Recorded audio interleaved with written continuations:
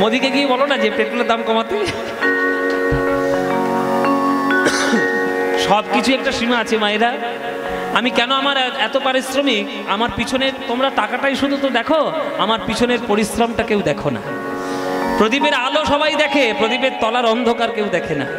সুতরাং সে অন্ধকার নিয়ে আপনাদের কাছে নতুন করে বাকবিতনটা করে কোনো লাভ নেই। যাই হোক, আমরা সুযোগ পেলেই, আমরা সময় পেলে, আমাদের দ্বারা সাধ্য হলে আমরা চারিদিকেই আসি, কিন্তু আসা খুব কম হয়। কেননা এখন তো আর শুধুমাত্র পশ্চিমবঙ্গের মধ্যে গান হয় না বাবা, এখন পশ্চিমবঙ্গেও যেমন হয়, আমার ভারতবর্ষের চারিদিকে গাইতে হয়। আবার ভারতবর্ষ ছেড়ে আবার বিদেশে অনেক অনুষ্ঠান, সেখানে যেতে হয়। কেননা আমাদের যারা কীর্তন গায়ক, আমরা যারা কীর্তন গান গাইছি, আমাদেরও একটা দায়িত্ব আছে যে পৃথিবীর কোনায় কোনায় যেখানে বাঙালি, সেখানে কীর্তন গানকে প্রতিষ্ঠা ঠিকভাবে করতে হবে। তো সেই সুযোগটা যদি নিতাই চাঁদ আমাকে দিয়ে থাকেন, এ তো আমার জীবনের সব থেকে বড় প্রাপ্তি। আমার গুরুদেবদের আশীর্বাদে আমি যদি আজ থেকে আপনাদের ঘরের ছেলে, গ্রামের ছেলে হয়ে আমি যদি আমেরিকাতে গিয়ে 100টা বাঙালিকে যদি এই গৌরাঙ্গের নাম শুনে আসতে পারি, আপনাদের আনন্দ হবে না? আপনাদের গর্ব হবে না?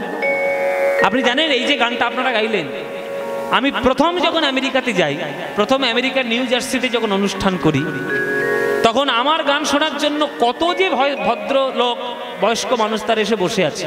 তারা শুধু একটাই কথা, যে পদ্মপলাশ কখন আসবে। তা আমি যখন গিয়েছি, এটা আমার জীবন আমার ধন্য হয়ে গেছে যে 100 থেকে 200 বাঙালি আমেরিকার মতো জায়গায়, এত বিরাট হলে 100 থেকে 200 মতো বাঙালি এই ভয় গৌরাঙ্গ কহ গৌরাঙ্গ নামটা যখনই ধরেছি, তারা একদম পিছনের সিটে বসেছিল। সব সিট থেকে সামনে দৌড়ে দৌড়ে এসে একদম হলের সামনে সবাই এসে সবাই হাত তুলে নাচছে আর হরিবোল হরিবোল ধ্বনি দিয়ে আমেরিকার হলের মধ্যে তারা উলুধ্বনি দিয়ে, হরিধ্বনি দিয়ে এই কীর্তন গানকে তারা মাথায় করে রেখেছে। এটা আমাদের কাছে গর্ব নয়? এটা আমাদের কাছে আনন্দের নয় যে বাঙালিরা শিকড় ছেড়ে তারা আজকের পড়ে আছে অত দূরে, কিন্তু কীর্তনকে তারা ভোলেনি, কত ভালোবাসে। মহাপ্রভুর কথা বাবা, যে পৃথিবীতে যত আছে নগর আদি গ্রাম, সর্বত্র প্রচারিত হইবে মোর নাম। তো সেই নাম প্রচার করার দায়িত্ব আমাদের। আমরা শিল্পী, আমরা কীর্তন গানের মাধ্যমে আমরা প্রচার করে বেড়াই। আজকে চারকল গ্রামেও আজকে আপনারা এই যে আপনাদের অনুরাগ দেখুন, কত রাস্তা থেকে জল বয়ে যাচ্ছে, আপনারা দাঁড়িয়ে দাঁড়িয়ে কীর্তন শুনছেন, কিন্তু তবু শুনছেন। কীর্তনটা শুনে তবে যাব, এইটাই তো বীরভূম, এইটাই তো বাঙালির সমাজ, এইটাই তো বাঙালির সংস্কৃতি। দেখুন এত বৃষ্টি হচ্ছে, এখনো বৃষ্টি চলছে বাইরে, কিন্তু সবাই বসে আছে কীর্তন শুনবো। তো চলুন আমরা গৌরচন্দ্রিক আস্বাদন করি, এই অনুরাগ যেন বজায় থাকে। আমরা এবার বৃন্দাবনে যাব। তো বৃন্দাবন যখন যাব, বৃন্দাবন যাওয়ার সময় একটা বৃন্দাবনের ভজন গাইতে গাইতে আমরা বৃন্দাবন। সুন্দর গান কে লিখেছে বলুন দেখি? গানটার লিরিসিস্ট কে, রচনাকার কে?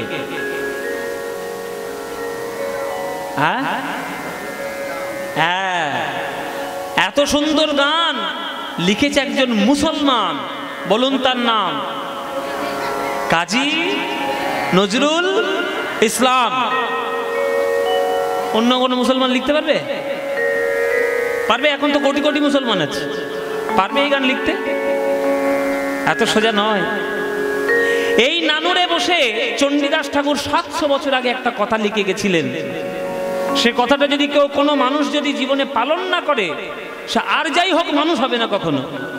এই নানুরের কথা শোনো রে মানুষ ভাই, সবার উপরে মানুষ সত্য, তাহার উপরে নাই। আমরা হিন্দু হতে পারছি, মুসলমান হতে পারছি, খ্রিস্টান বৌদ্ধ হতে পারছি, মানুষকে হতে পারলাম না। মানুষকে হলাম না বাবা। দেখতে মানুষের মতোই, দুটো হাত রয়েছে, দুটো চোখ রয়েছে, মাথা রয়েছে, বুদ্ধি রয়েছে, দেখতে মানুষের মতো, মানুষ হতে পারলাম না। কিন্তু কাজী নজরুল ইসলাম মানুষ ছিলেন, মানবতার শর্তকে সে অবলম্বন করে সে জীবনে এগিয়েছে, অথচ আমরা তাকে সম্মান দিতে পারিনি। কি সম্মান দিয়েছি? কোন সম্মান তাকে আমরা দিয়েছি? তিনি হিন্দুদের গান লিখতেন, তিনি শ্যামাসঙ্গীত কীর্তন লিখতেন, কত মুসলমান তার বিরোধী করেছিলেন জানেন?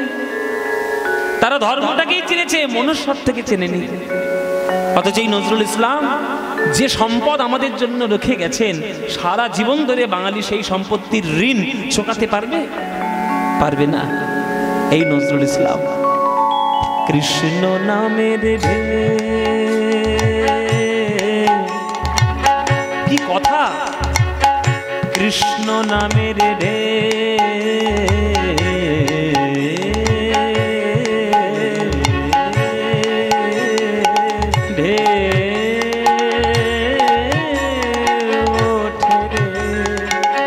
সুনীল যমুনায়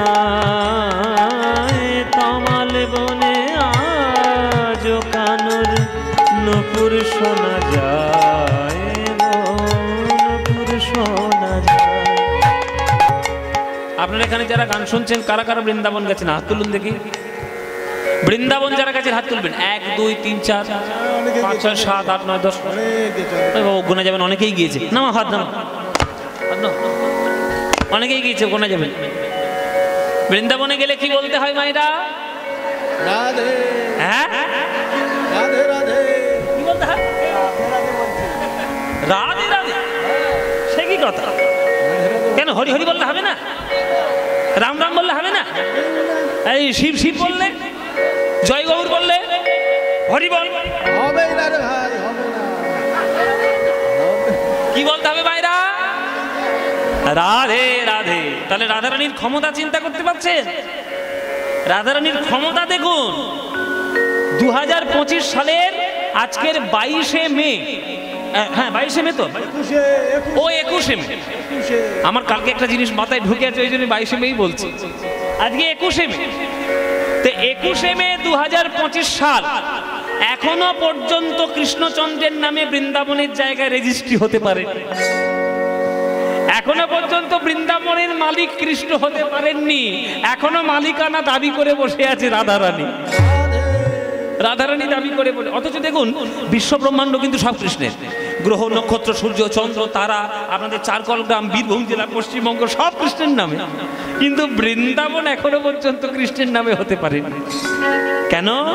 রাধারানীর ক্ষমতা এইখানে। এটাই হচ্ছে রাধারানীর ক্ষমতা, যে প্রেম দিয়ে তিনি এমন বশীভূত করেছেন যে জগৎপতি বিশ্ব ব্রহ্মাণ্ডের মালিক কৃষ্ণ পর্যন্ত তার চরণ ধরতে বাধ্য হয়েছে। স্মরগর লখণ্ডন মম শিরসি মণ্ডন দেহি পদপল্লব মোদা। হে রাধে, তোমার চরণের চরণ রূপী পল্লব আমার মস্তকের শিরের ভূষণ করে।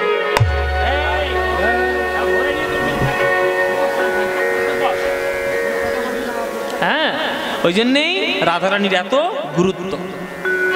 বলে রাগ, মানে শাস্ত্রে বলছে রা শব্দোচ্চারণ দেব স্ফীত ভবতি মাধব, আর ধা শব্দোচ্চারণ দেব পশ্চাৎ ধাবতি ধাবতি।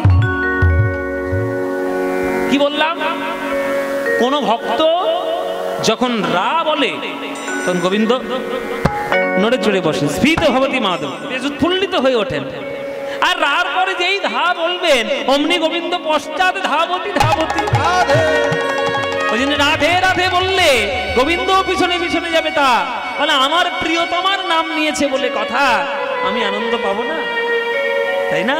রাধে রাধে ওই জন্য বলতে হয়। ওই জন্য বৃন্দাবনে ধুলায় গড়া করে দিতে হয়, ধুলাটা গায়ে মেখে রাধে রাধে বলে গোবিন্দের নাম নিয়ে ওইখানে গড়া করে দিতে হয়, তবেই প্রেম পাওয়া যায়।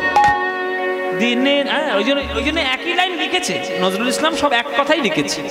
হ্যাঁ, আজো যে থা কদম ডালে বেনু বাজে সাজ সকালে, আজো যে থা কদম তলে বেনু বাজে সাজ সকালে,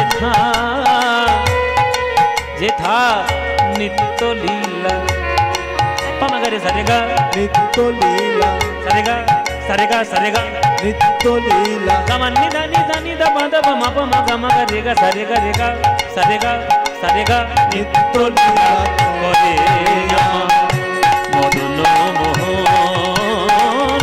কোথায় বৃন্দাবন গোটে রাখাল বলে, কোথায় বৃন্দাবন রাজা গো,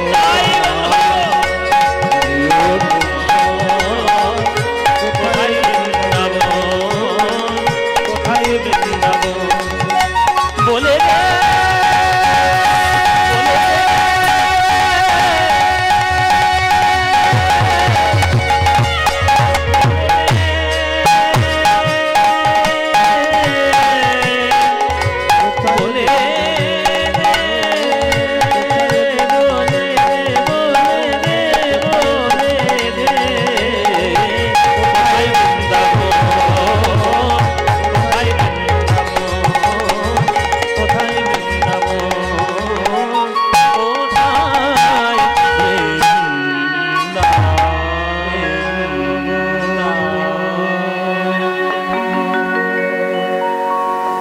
সবাই মিলে জয়ের ধ্বনি দেবেন, বলুন বৃন্দাবন ধাম কি, বৃন্দাবন ধাম কি, বৃন্দাবন ধাম কি, শ্রীমতী রাধা রানী কি, শ্রীমতী রাধা রানী কি, শ্রীমতী রাধা রানী की। बोलो प्रेम से राधे राधे, बोलो राधे राधे, बोलो राधे राधे।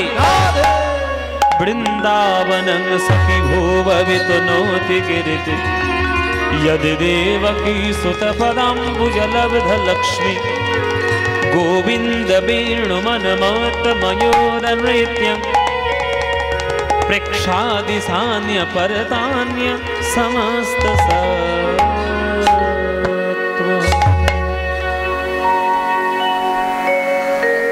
আমরা বৃন্দাবন এলাম, দেখব রূপানুরাগের কথা। রূপানুরাগের গৌরচন্দ্রিকা আস্বাদন করেছি অনুরাগ পর্যায়ে। এইবার আমরা বৃন্দাবনে অনুরাগ কাকে বলে সেটা আমরা দেখব। প্রথম কথা জানবো, প্রথম তত্ত্ব হচ্ছে বা প্রথম জানার বিষয় যে অনুরাগ কাকে বলে। রূপ তো আমরা জানি, কিন্তু রূপানুরাগ, তাহলে অনুরাগ কাকে বলে? অনুরাগ কাকে বলে? আমাদের উজ্জ্বল নীলমণি গ্রন্থে রূপ গোস্বামী রচনা করেছে, সংস্কৃতে লিখেছেন যে অনুরাগ কাকে বলে। সদানুভূতমপিয়া, কথা বলো না মায়েরা, কথা বলো না। এই চারিদিকে সব চারিদিকে যে অবস্থা, তোমরা দাঁড়িয়ে দাঁড়িয়ে তোমরা নিজেরাই কষ্ট করে শুনছো,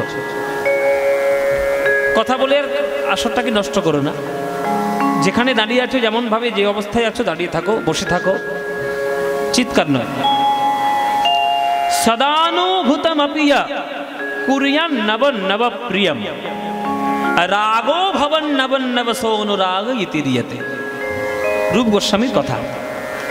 অনুরাগ কাকে বলে? প্রথম কথা হচ্ছে অনুরাগ কাকে বলে। সোজা কথাই জেনে নিন, মিলনের পূর্বের ভালোবাসাকে বলা হয় পূর্বরাগ, আর মিলনের পরের ভালোবাসাকে বলা হয় অনুরাগ। মানে আপনি কাউকে ভালোবাসেন, যতক্ষণ না তার সঙ্গে আপনি মিলিত হতে পারছেন বা ভালোবাসা নিবেদন করে প্রেম পূর্ণ না হচ্ছে, ততক্ষণ পর্যন্ত ভালোবাসাটাকে পূর্বরাগ বলা হবে। আর মিলনের পর, দেখা সাক্ষাৎ হওয়ার পর, প্রেম নিবেদনের পর তারপরের অংশটাকে বলা হবে অনুরাগ। পূর্বরাগ, অনুরাগ। আজকে আমরা অনুরাগ শুনছি, সেই অনুরাগটা কাকে বলে সেটা রচনা করেছে আমার রূপ গোস্বামী। বলছে সদানুভূতমপিয়া কুর্যান নব নব প্রিয়ম, মানে সদা অনুভব করা সত্ত্বেও প্রিয়তম আর প্রিয়তমাকে, কি হলো কি, বসে বসে পটলের গল্প শুরু করেছে। কি হয়েছে, কি অসুবিধা হচ্ছে কিছু? তাহলে কথা বলছে কেন? কথা বলো না। যারা মন দিয়ে এত কষ্ট করে দাঁড়িয়ে শুনছে তাদের অসুবিধা হচ্ছে, আমাদের গাইতেও অসুবিধা। আস্তে, হ্যাঁ, কানে চিৎকার আওয়াজ এলে তখন গান গাইতে ভালো লাগে না, ভাব নষ্ট হয়ে যায়। যে সদা অনুভব করা সত্ত্বেও, মানে সব সময় দেখা সত্ত্বেও প্রিয়তম বা প্রিয়তমাকে নতুন নতুন বলে সব সময় মনে হয় এই বোধহয় জীবনের প্রথম দেখলাম যে মনের টানে এই অনুভবটা অনুভব হয়, সেই অনুভবটার নামই হচ্ছে অনুরাগ। একটু কঠিন ব্যাখ্যা হয়ে গেল, এবারে সহজ ব্যাখ্যা করি। সোজা কথাই জেনে রাখুন, ভালোবাসা যে মনের টানে বাসি হতে চায় না, সেই মনের টানকে অনুরাগ বলে। বাসি হতে চায় না যে টান, তাকে বলে অনুরাগ। মানে যখন সকালবেলায় কৃষ্ণ গোষ্ঠে যাচ্ছে, তখন কিন্তু রাধারানী ছাদের উপর থেকে দর্শন করেছেন বাবা, তখন দেখেছেন। আবার সূর্য পূজার মণ্ডপে গিয়েও দেখেছেন। আবার উত্তর গোষ্ঠে করে যখন কৃষ্ণ ফিরে আসছে, তখনও কৃষ্ণকে দেখেছেন। কিন্তু যতবার রাধারানী কৃষ্ণকে দেখছেন, ততবার রাধারানীর মনে হচ্ছে এই বোধহয় জীবনের প্রথম দেখলাম, এই বোধহয় জীবনের প্রথম দেখলাম, আর বোধহয় কখনো দেখিনি, এই প্রথম দেখলাম। বাসি হতে চায় না, টাটকা। প্রেম সবসময় টাটকা, ভালোবাসা টাটকা, সেই তাজা সতেজ টাটকা প্রেমটাকে বলা হয় অনুরাগ। আমরা তো একজনের সঙ্গে সংসার করতে থাকলে 10-15 বছর পর তার সঙ্গে থেকে থেকে চোখের চালসে পড়ে যায়। হ্যাঁ, কি গো মায়েরা, মনের মতো তোমার মনে হয় তোমার বাবা মা হয়তো জোর করে কারোর সঙ্গে বিয়ে দিয়ে দিচ্ছে, মনের মানুষের দর্শন তুমি পাও না। এবার সেই বাধ্য হয়ে বিয়ে করেছো বা বাধ্য হয়ে কারোর সঙ্গে সংসার করছো, দিন রাত সকাল সন্ধ্যে তার মুখ দেখতে দেখতে, আর বছরের পর বছর মুখ দেখতে দেখতে গায়ে চোখে চালসে পড়ে যায়। একসময় মনে হয় যেন মন মরে না,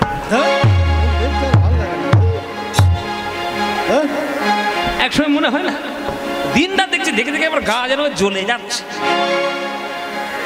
এটা সাধারণ প্রেমে হয়, কিন্তু রাধা গোবিন্দের প্রেমে হয় না, উচ্চ স্তরের প্রেমে হয় না। যারা উচ্চ স্তরের প্রেম করে, যারা উচ্চ স্তরের ভালোবাসা জানে, সারা জীবন থাকলেও তার সঙ্গে দেখে মনে হবে এই বোধহয় জীবনের প্রথম দেখলাম। সে প্রেম তো সবাই পাবে না, সে প্রেম আমরা কেউই পাই না। সে প্রেম পেয়েছিল রাধারানী। তার রাধারানীর যে মনের টানে কৃষ্ণকে সদা সর্বদা নতুন নতুন বলে মনে হয়। সদানুভূতম প্রিয়া কোরিয়ান নব নব প্রিয়ম রাগো ভবন নব নব সোন রাগী তিরিয়ত। ভালোবাসাটাও দিন প্রতিদিন নতুন নতুন হচ্ছে। আজকের একরকম ভালোবাসা তো কালকে আরেক রকম ভালোবাসা, কালকে ঝগড়া করছে তো পরের দিন মিল। হ্যাঁ, রাধারানী মান করে বসে আছে কিন্তু তবু কৃষ্ণ ছাড়া থাকতে পারবে না।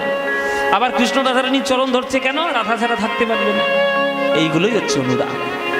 সেই অনুরাগে আজকের রাধারানী বিকেল বেলায় কোমরে কাঁখে জল কলসি নিয়ে জল ভরতে গেছে যমুনায়।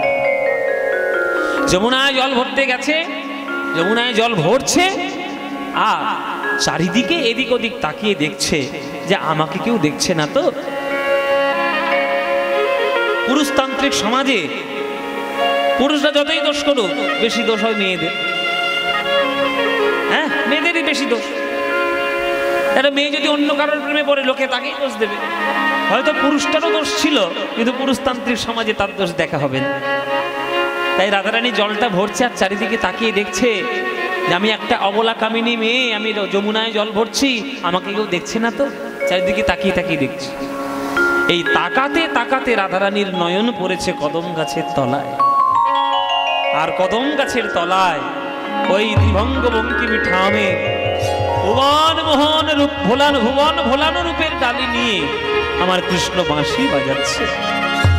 আর সেই রূপে যেই নয়ন পড়েছে রাধা রানী, আর কি নয়ন ফিরে আসে? আর নয়ন ফিরে এলো না। ওই নয়নের বাঁধন, রূপের বাঁধন এক হয়ে গেল। রাধারানী স্থির হয়ে গেলেন, আর এদিকে সোনার কলসি যমুনার জলে ভেসে চলে গেল, আর খুঁজেও পেলেন। দর্শন করেছেন কদম গাছের তলায়, আর দেখতেও পেলেন না, সোনার কলসি ভেসে চলে গেছে। তাই সোনার কলসি যদি বাড়ির বৌমা হারায়, শাশুড়ি ছেড়ে কথা কইবে? কি গো শাশুড়িরা, এখানে যারা শাশুড়ি বসে আছে, বৌমা যদি একটা সোনার গয়না হারিয়ে আসে, শাশুড়ি ছেড়ে কথা কইবে? এই যে বৌমা, আমরা কি জমিদার নাকি?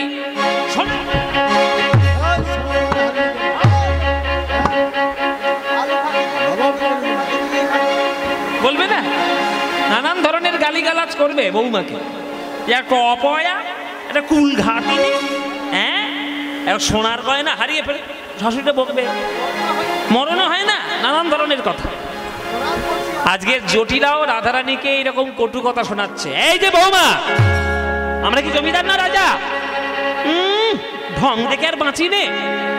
যমুনার ঘাটে জল বলতে গিয়ে সোনার কলসি ভাসিয়ে দিয়ে চলে এসছে।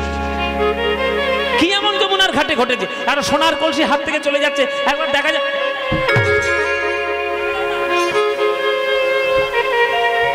সোনার কলসি ভাসিয়ে দিয়ে চলে এসছে। রাধারানী খুব বকাবকি করছে জটিল। এই বকাবকি শুনে ললিতা বিশাখা কোথায় ছিল, ছুটে এসে, কি হয়েছে মা, কি হয়েছে, কি হয়েছে, এরকম করে রাধারানীকে আপনি বকছেন কেন, কি হয়েছে রাধারানী? এই দেখো তোমাদের সখীর কাণ্ড, সোনার কলসি সেটা হারিয়ে দিয়েছে যমুনার জল। আমরা কি জমিদার নাকি? একটাই মাত্র সোনার কলসি পেয়েছিলাম ওই যৌতুকে পণ নেওয়ার সময়। তখন ললিতা বিশাখা বলছে, শুনুন মা, রাধারানী তো রাজার মেয়ে, এরকম কটু কথা গালমন্দ শুনতে অভ্যস্ত নয়। বাবার কোলে মায়ের কোলে রানীর মতো মানুষ হয়েছে, রাজকুমারী। তা আপনি চিন্তা করবেন না, আপনার একটা কলসি হারিয়ে গেছে তো আমরা খোঁজাখুঁজি করে দেখছি পাওয়া যায় কিনা। যদি পাওয়া যায় তো ভালোই, আর যদি না পাওয়া যায় তাহলে রাধারানীর বাবার কাছ থেকে বলে কয়ে আপনার জন্য 10খানা কোনা সোনার কলসি এনে দেব। ভালো হবে তো?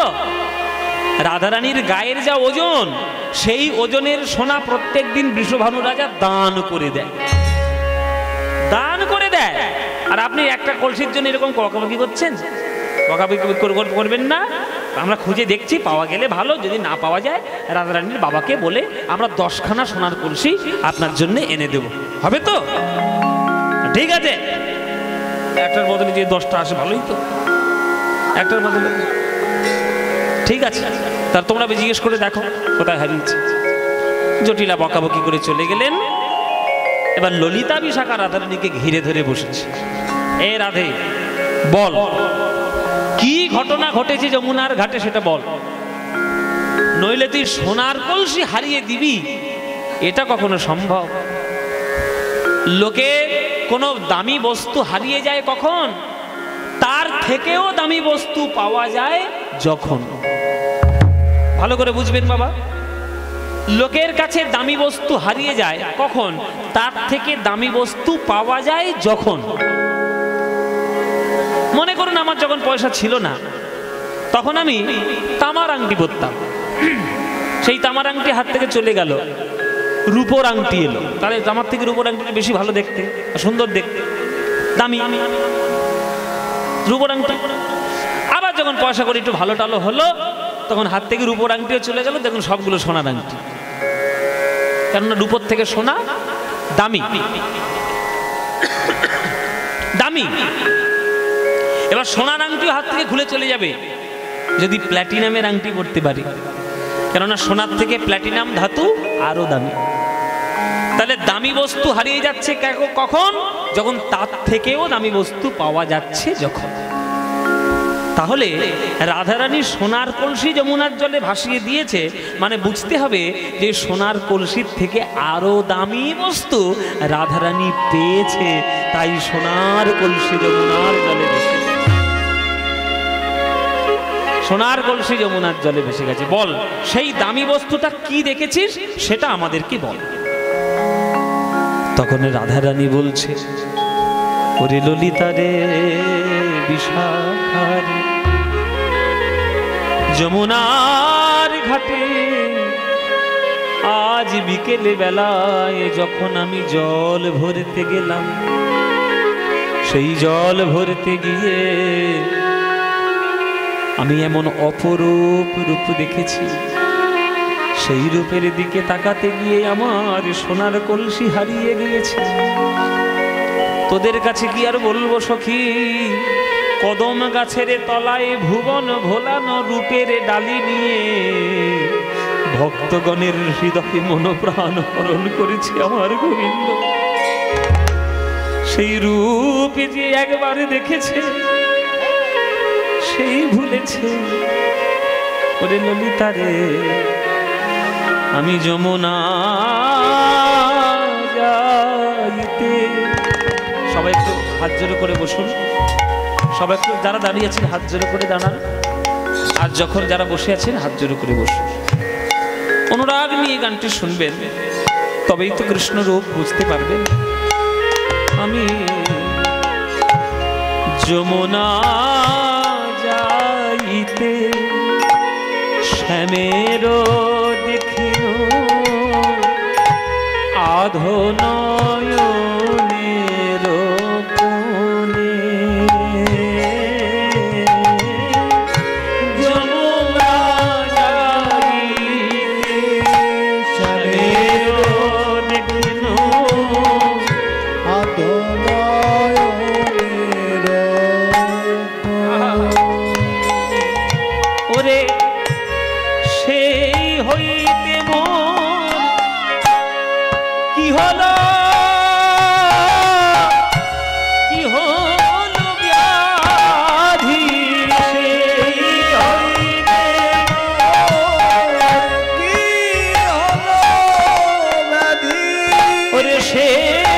হইতে মোর কি হলো ব্যাধি, সেই হইতে মোর কি হলো ব্যাধি, শ্যামরূপ জাগে মনে, শ্যামরূপ জাগে মনে। আমি কেন বাজল ভরতে গেলাম, কেন বাজল ভরতে গেলাম, বল বল কেন বাজল ভরতে গেলাম, কেন বাজল ভরতে গেলাম, বেলিয় সকালে যমুনার জলে, কেন বাজল ভরতে গেলাম। সকালে যমুনার জলে কেন বাজার ভরতে গেলাম, বেলিয় সকালে যমুনার জলে, আমি কাজ তো ভালো করি নাই হে, অসকালে যমুনার জলে কাজ তো ভালো করি নাই হে, অসকালে যমুনার জলে ওই কৃষ্ণ রূপে নয়ন দিয়ে, অসকালে যমুনার জলে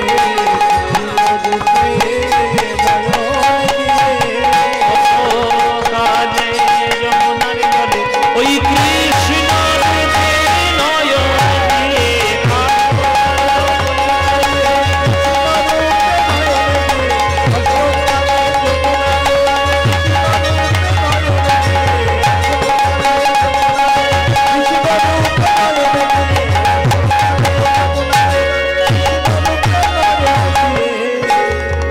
তো ভালো করি নাই হে, সেই হইতে মোর কি হল ব্যাধি, শ্যামরূপ জাগে মনে,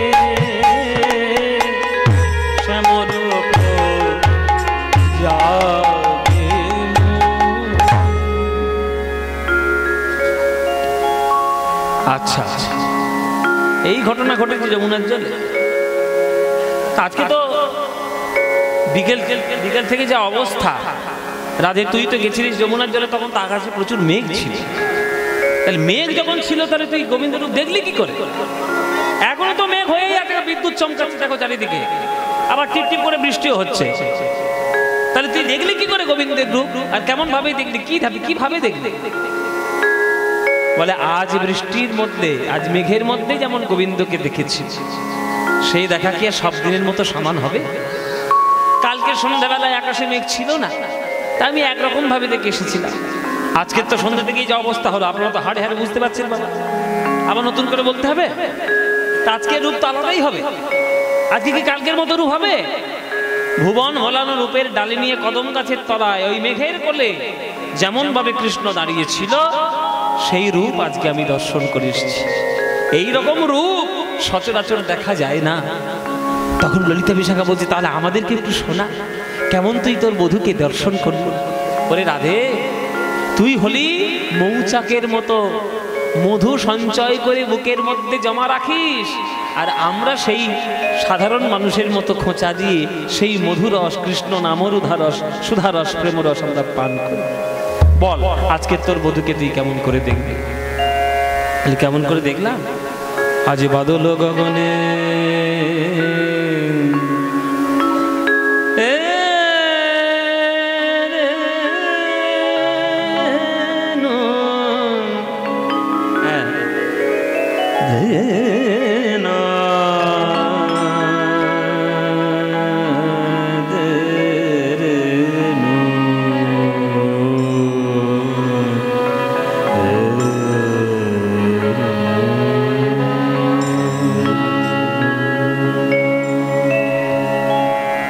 আজকের পরিবেশ অনুসারে রূপ বর্ণনা হবে, রূপ হবে বাবা।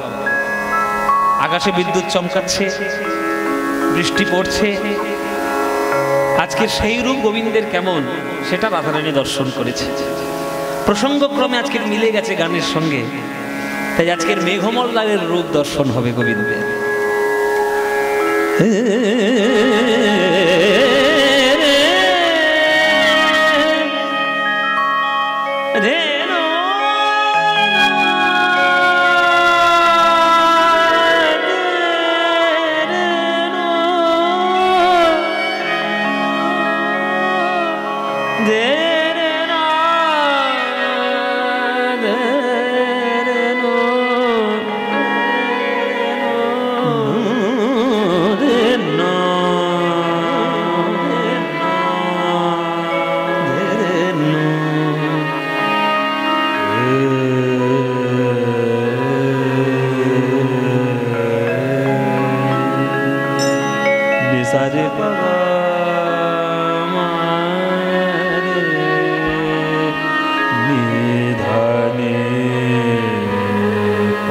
আস্তে কথা না,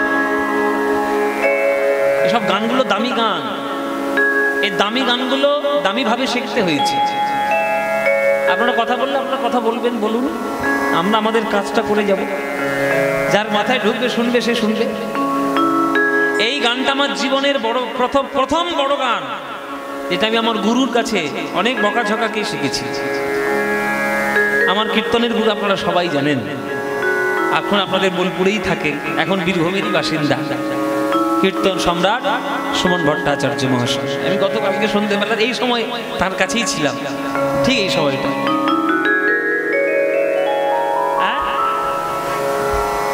আমার টাইটেল তৈরি পদাবলীর মধ্যে আমার টাইটেল চলে এসছে।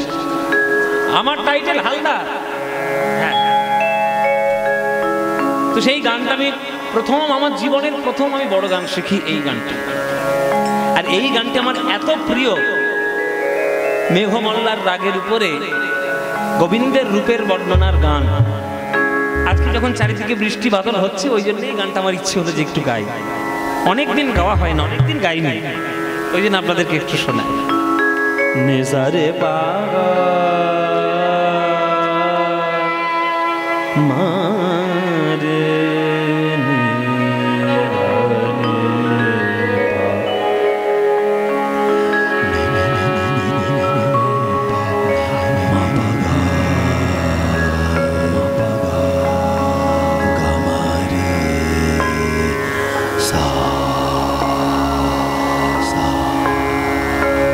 নিচে কথা নেজারে নেজারে বাগা গামানি দা মা পা নে নে নে নে সা নেজারে নেজারে পারা মারে নেদা নে নে সা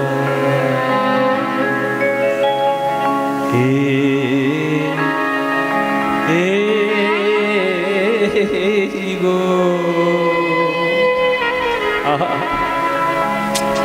এসব গান আমাদের বাংলার বৈষ্ণব পদাবলিতে রত্নের থেকেও বড় সম্পদ।